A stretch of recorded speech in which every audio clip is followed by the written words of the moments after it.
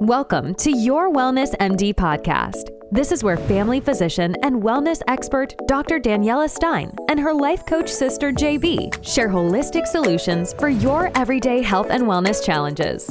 We explore the connection between a healthy body, mind, and soul, and share tips that will enable you to thrive. Thanks for joining us today. Welcome to today's podcast. JB here. Today we are talking about one of the biggest self-esteem makers or breakers, our skin.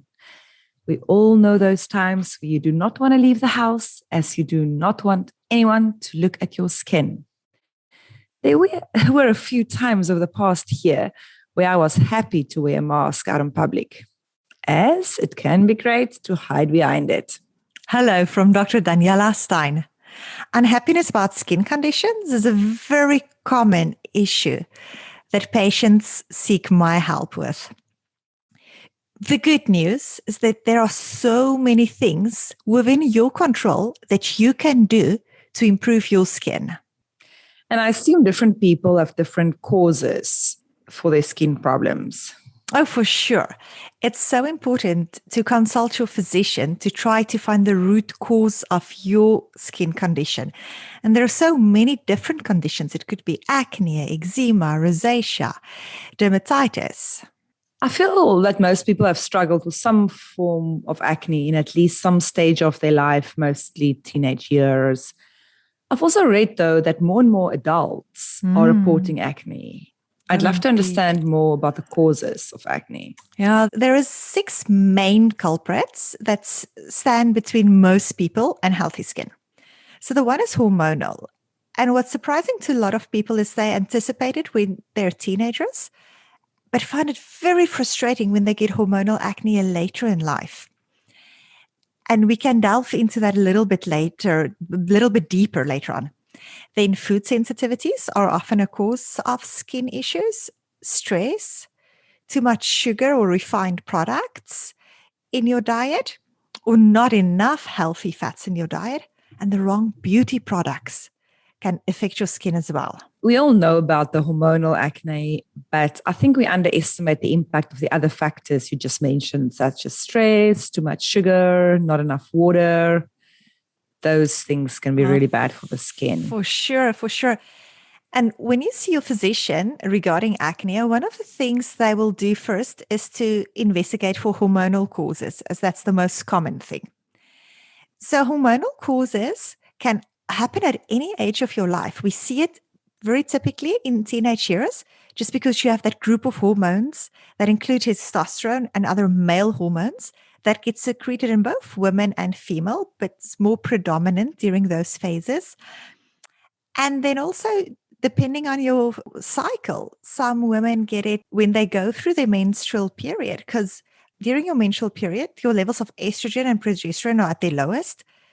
And both of these help to reduce sebaceous gland activity. So if neither of these hormones are around to balance the testosterone in your system, you can likely experience breakouts during that time of the month. Then some women suffer from polycystic ovaries, which increases your risk for acne, or menopause. During menopause, your hormones are constantly in flux, and I find it so frustrating to my patients when they go through menopause to have to deal with skin things as well. You mentioned menstrual cycle. Why do some women have acne breakouts when they're on their period or just before they're on their period? Yeah, so usually your hormones are in balance, the amount of testosterone and the amount of estrogen and progesterone. So women do have testosterone in their bodies as well. But then at times when you're on your period, it's because your estrogen and progesterone levels are low. So then in comparison, your testosterone levels are unopposed, and that's when you'll have a breakout. Fascinating.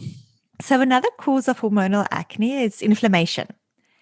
And inflammation can be caused by several different things, specifically by your diet.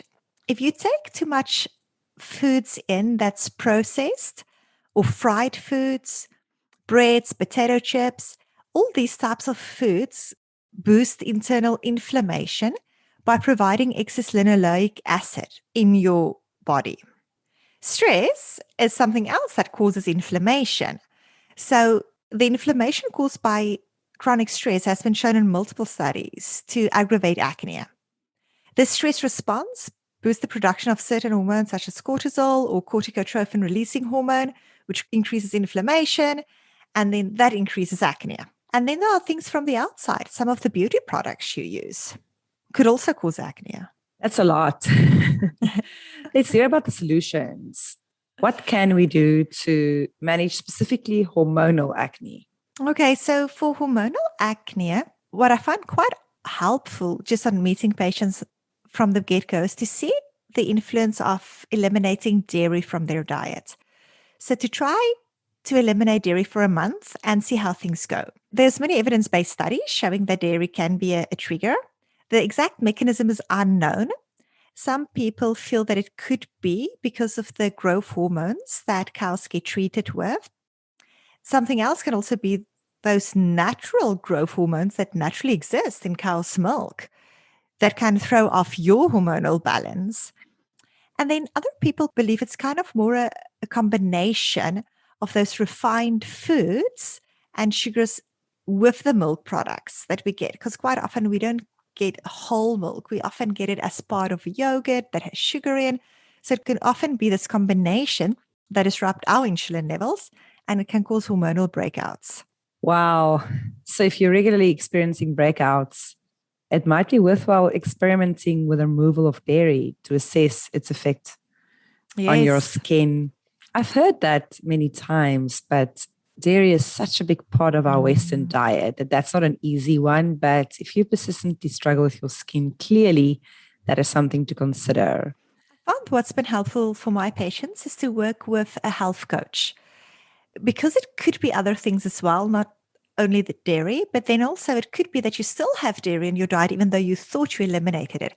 So I've really seen with my patient, it makes a big difference if they work with a health coach afterwards to, for a couple of weeks to help you find the causes in your diet. I've also heard about tea tree oil. Yes, using tea tree oil.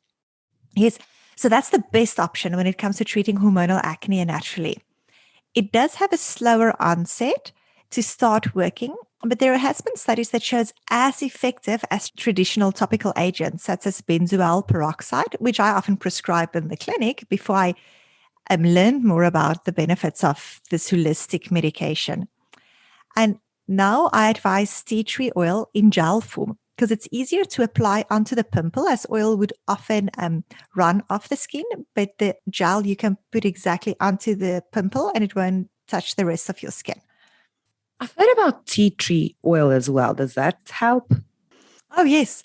So it's the best option when it comes to treating hormonal acne naturally. While it does have a slower onset, one study found that tea tree oil is just as effective as traditional topical agents, such as benzoyl peroxide, and you'll experience less side effects.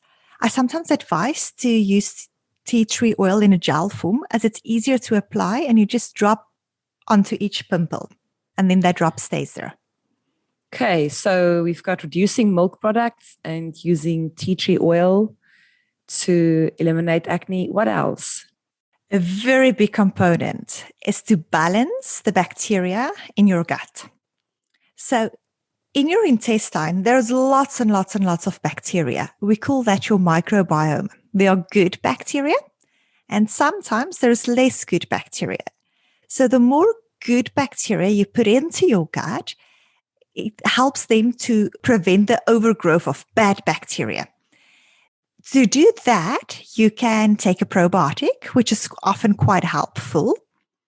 Some people even often apply probiotics directly onto their faces, which often helps to restore that microbial balance on their skin. Wow. And then I know there are some foods you can take instead or in addition to probiotics. Yes, foods that contain healthy microorganisms includes food like yogurt or kefir or certain fermented foods like kimchi, kombucha beverages or tempeh, pickled foods such as sauerkraut.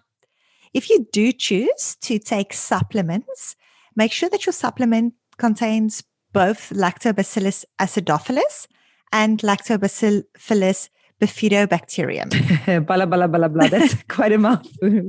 I'll just remember both LA and LB. Sounds good. Because that's the only way I'm going to remember it. So look for probiotic folks that have both LA and LB. Good. So that was hormone-induced acne with 4 actions that we could use to deal with it.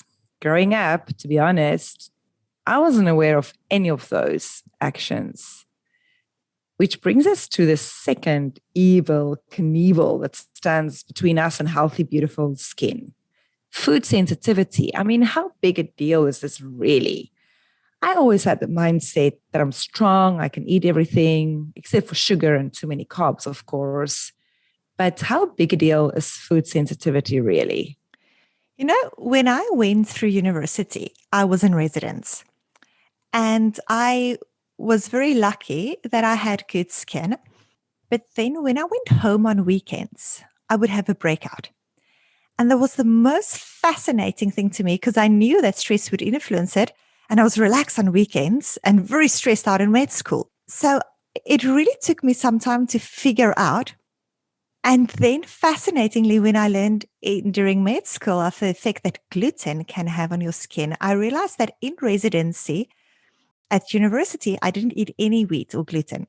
And then on weekends, when I went home, my dad would always go and buy fresh bread on a Saturday, big white loaf of fresh bread, which we would eat.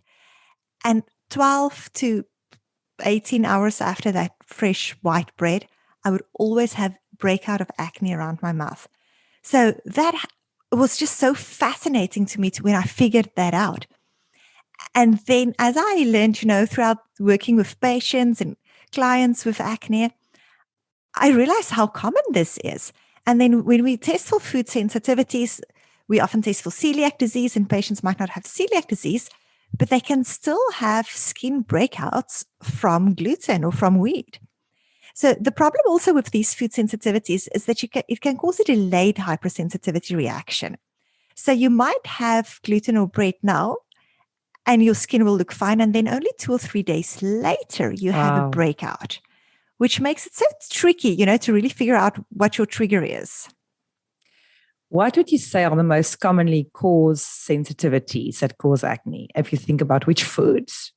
So I very commonly see in my practice, it could be dairy, as we discussed, or gluten, and even eggs. And then there are many other foods that can trigger your unique immune system, and that could cause some inflammation that can contribute to breakouts. Okay, so how do we treat these? So the easiest way and the best way to find out your dietary triggers would be to go onto an elimination diet. So how that works is you remove all these common inflammatory foods from your diet for 30 days. So no dairy, no gluten, no eggs for 30 days. Then afterwards, you reintroduce these foods one at a time. And then it's very easy to see which food was the culprit that caused this inflammation. Okay, so if you continue to have persistent acne, you can try an elimination diet. That's starting with milk, worthwhile. Eggs, or gluten. Yes, and that's something that's free. It is quite often hard to do, and that's why I advise to work with a health coach to do that. But it's wonderful, the benefit and the effect.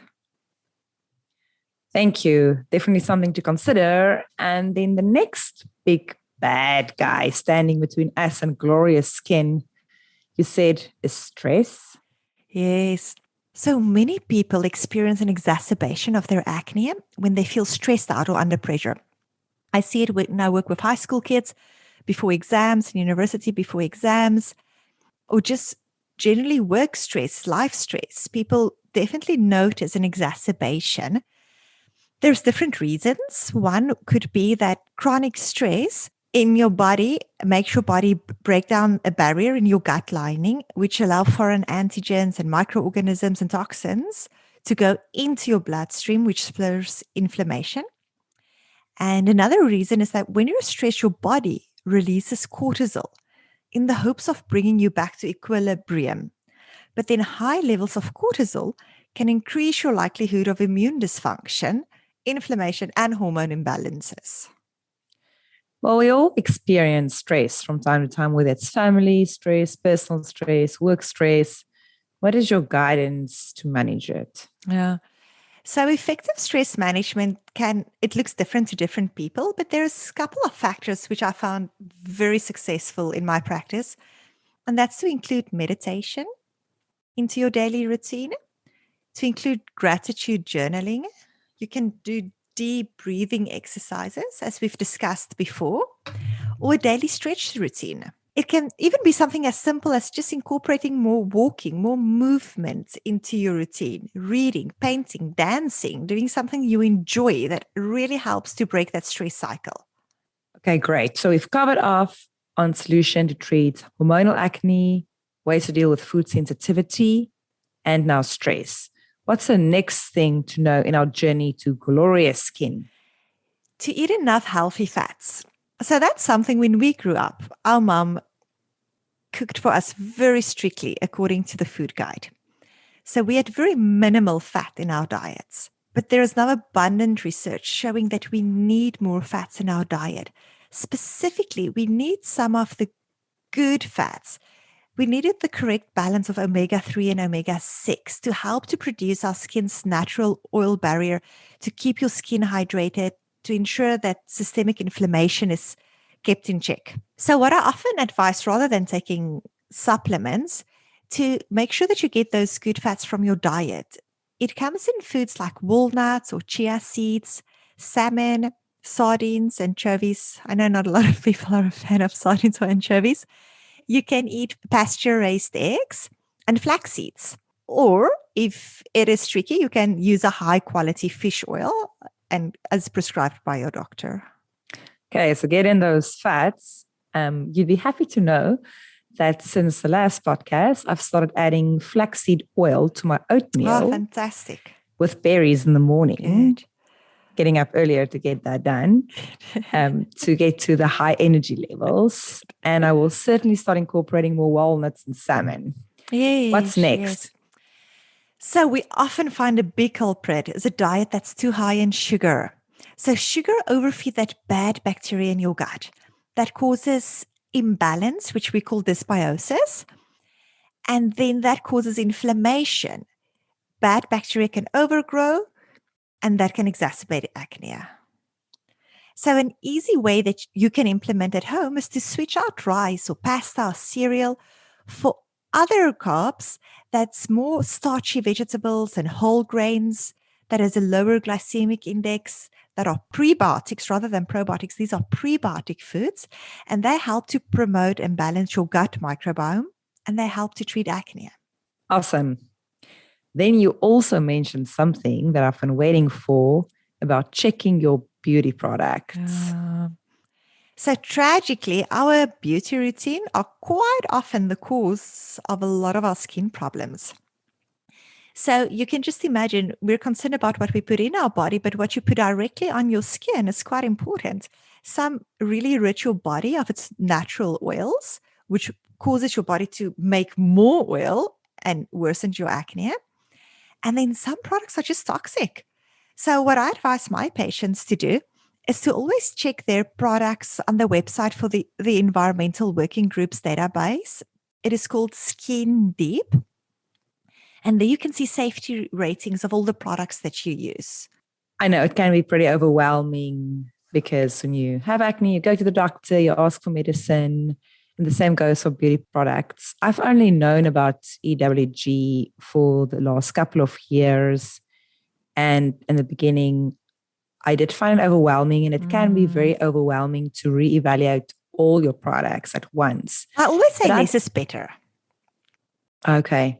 That's very helpful. If you try to use as few products as possible, stick to a high quality natural cleanser, a moisturizer, and a toner that you use once a day. And then also a good sunscreen. And they have quite a good list of safe sunscreens for your kids. And then you can use the same that you're using for your kids. And what I've seen, what I would recommend is as you run out of something, before you buy something again, then go on the website EWG and check that it's safe, instead of trying to think that you have to replace everything at once. Baby steps. This is all about incremental baby steps to get to the healthier you. Yes. Yes. Another thing that you can do, which is very inexpensive, is to drink more water. When you drink enough water, the cells in every part of your body gets hydrated through your blood. And your skin heavily relies on water for all of its functions. It helps to maintain your pH balance.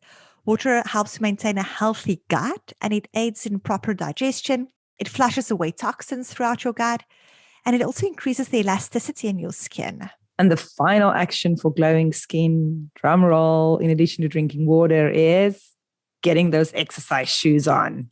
Yes, so sweating helps your skin to get rid of toxins, running, cardiovascular exercise. And then some of my patients who does not enjoy exercise but struggle with skin, I sometimes advise them to use a sauna. So in a sauna, you can also sweat out toxins. It's very important then to make sure that you hydrate adequately and shower afterwards to wash away all the sweat. Awesome. That was a lot.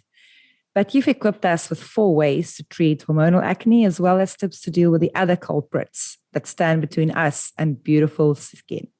Food sensitivities, stress, too much sugar, not enough healthy fats, and the wrong beauty products. And then lastly, but very importantly, getting enough water and ensuring that we get the sweat going. Dr. Daniela also has a list of recommended supplements for acne management. Check out the link in the podcast for more details. So much fun, as always. Till next time, be well. Thanks for spending your time with your Wellness MD Doc Daniela and JB today. For more episodes, subscribe to our podcast. We would love to connect with you at info@wellnessmdhealth.com. And remember, you were created to thrive. The content of this podcast is not intended to be a substitute for professional medical advice, diagnosis, or treatment. Always seek the advice of your physician or other qualified health provider with any questions you may have regarding a medical condition. Never disregard professional medical advice or delay in seeking it because of something you have heard on this podcast.